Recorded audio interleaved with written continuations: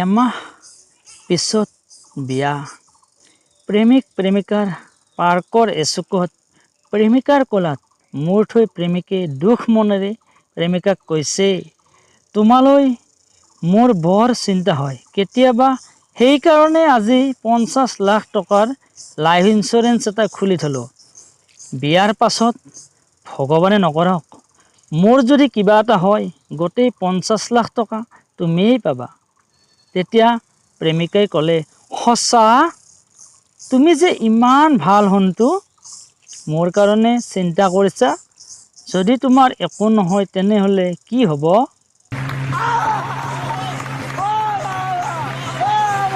মহানগৰৰ cinema hall এটাত নতুন চিনেমা এখন আজি 10 দিন ধৰি চলি আছে।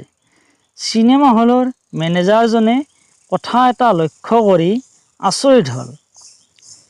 বেঙেনা দাস নামৰ মানুহজনে প্ৰতিদিনে চিনেমা চাবলৈ আহে আৰু চিনেমাখন আধামান চায়ে ওলাই যায়। চিনেমা হলৰ মেনেজাৰৰ মনটো উগুল ঢুগুল লাগি আছে কথাটো কি জানিবলৈ।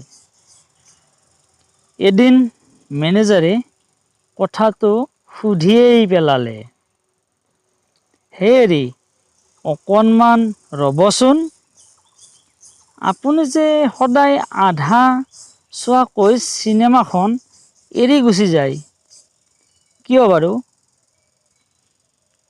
তেতিয়া বেঙেনা দাসে ক'লে, এটা চিনেমাখনত দৃশ্য আছে, নায়িকাই পানীত নামি গৈ তাড়াতাড়ি গা ধুবলৈ ধৰিছিল।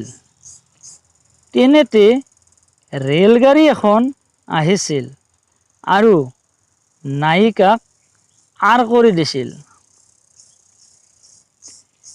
তেতিয়া মেনেজাৰজনে ক'লে, কিন্তু এইটো দৃশ্যকে বাৰে বাৰে চাবলৈ ইমান কিনো আছে?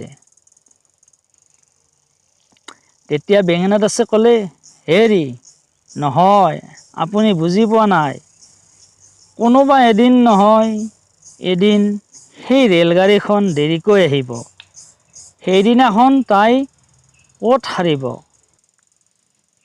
ৰেলগাড়ীখন নোহোৱাৰ দিনাতো দেখা পাম নায়িকাই পানীত নামি কি কৰি আছে।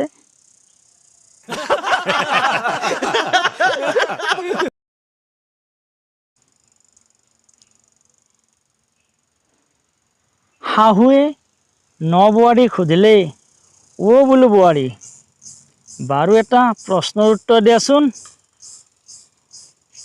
এজনী ছোৱালীয়ে যদি 2 ঘণ্টাত এটা ব্লাউজ চিলাই কৰিব পাৰে, তেন্তে 4জনী ছোৱালীয়ে 2 ঘণ্টাত কেইটা ব্লাউজ চিলাই কৰিব?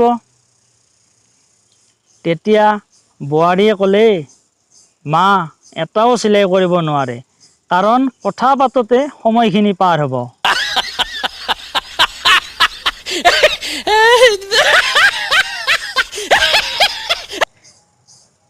প্ৰেমিকে প্ৰেমিকাক ক'লে, তুমি মোৰ লগত বিয়াত নবহিলে মই কিন্তু মৰি যাম।